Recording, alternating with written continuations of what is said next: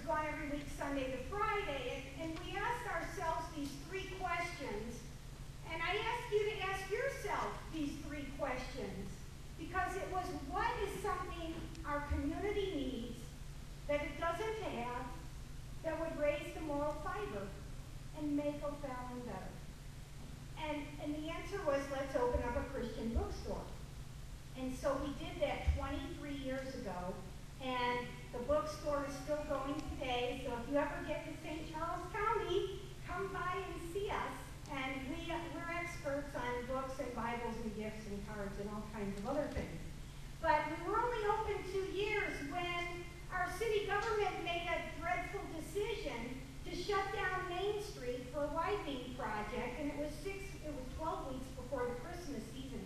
So they put signs out on I-70 that said, O'Fallon closed, use alternate routes. There is a principle that works every time. And it goes like this. The quickest way to bring people together is to take bread off their table. And that's what happened. We were in a crisis. We formed the O'Fallon Business Association and asked, we've got to do something to get together and protect ourselves. So I showed up at the meetings just trying to be, just for curiosity. And of all surprises, I walked out of there being appointed the chairman of the legislative committee. So I said, that's great. What does the legislative committee do? And they said, it's simple. All you do is go to the Board of Aldermen meetings, and then you report back to us every month on what they're doing to ruin our lives next. And you know, we can all do that. I mean, I could do it. I mean, and so I did. And at the time, I didn't even know who my aldermen were or my congressmen. And I did go. I had to read, you know, they put nameplates there. You can read it and memorize their faces. There were only 8 of them. And I did. And after a solid year of doing this, I was giving my report one month, and I topped it off by saying, ultimately, we cannot change the tone of city government until we change the people in those seats. And that's when somebody from across the room said, well, then why don't you run? And I thought, why don't I run? Because you know what? It's very easy to complain about what a mess government has become.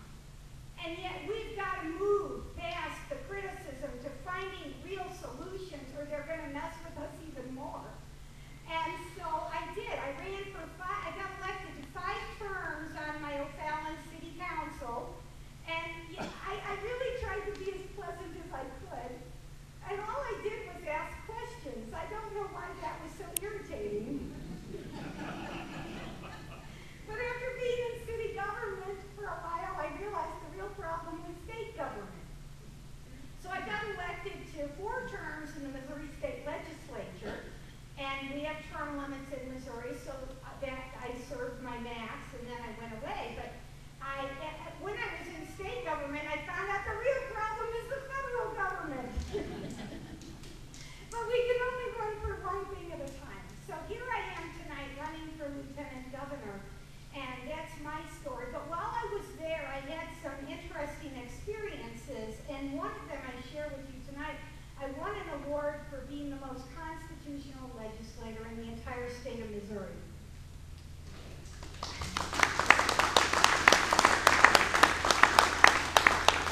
And I'll tell you what makes that so special, because people who are constitutional usually don't win awards. We don't. You have to be the one who doles out the special interest money to get the plaques and the proclamations and the trophies.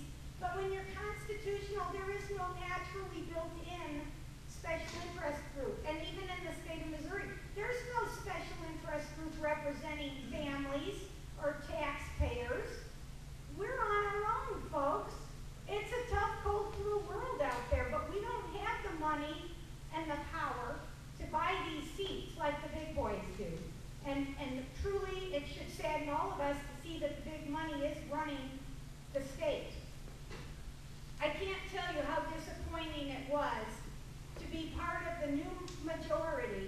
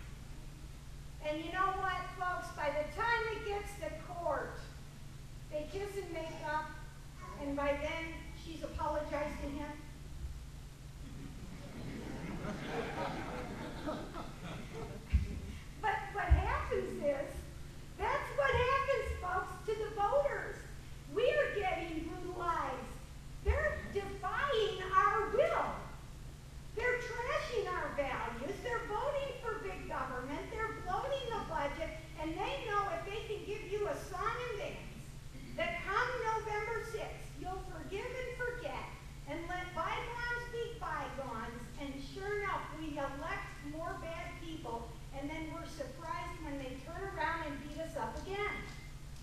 And I'm just explaining, how is it possible that the Congress is run by mostly Republicans who are mostly pro-life, and they're still funding Planned Parenthood?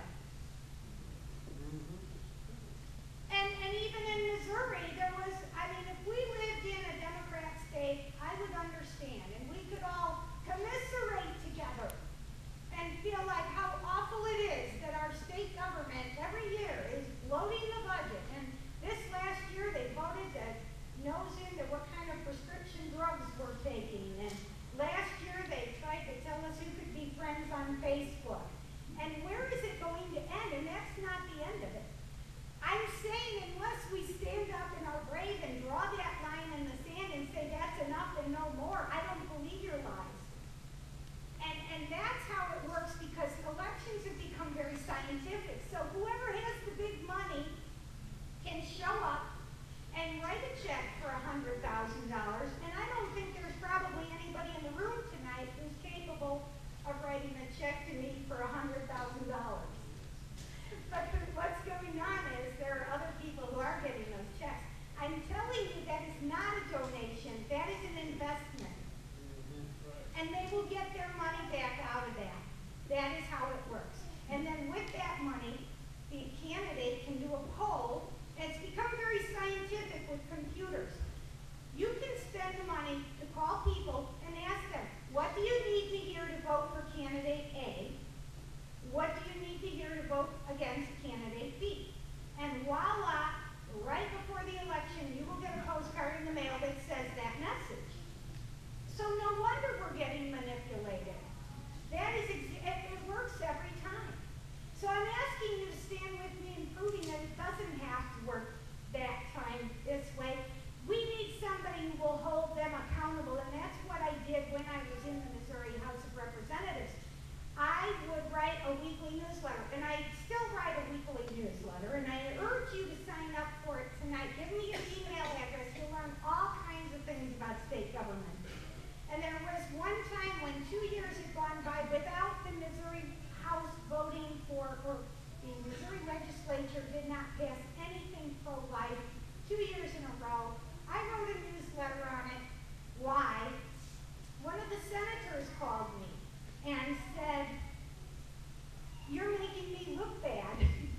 And I said, no, you're making yourself look bad.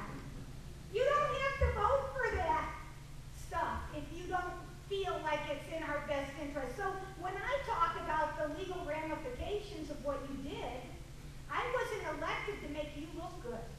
I was elected to do the right thing. And that's what it's going to take to get our state back on track, is people who are brave enough to call it what it is. So as Lieutenant Governor, I'll raise the iron shade on state government. Too many times we find out after the fact what they just did next. And that's very frustrating. It's time for us to find out before it goes down, so there's time for interaction. So I won another award. Okay, first I need you to know, can I just say one sentence? 1 minute.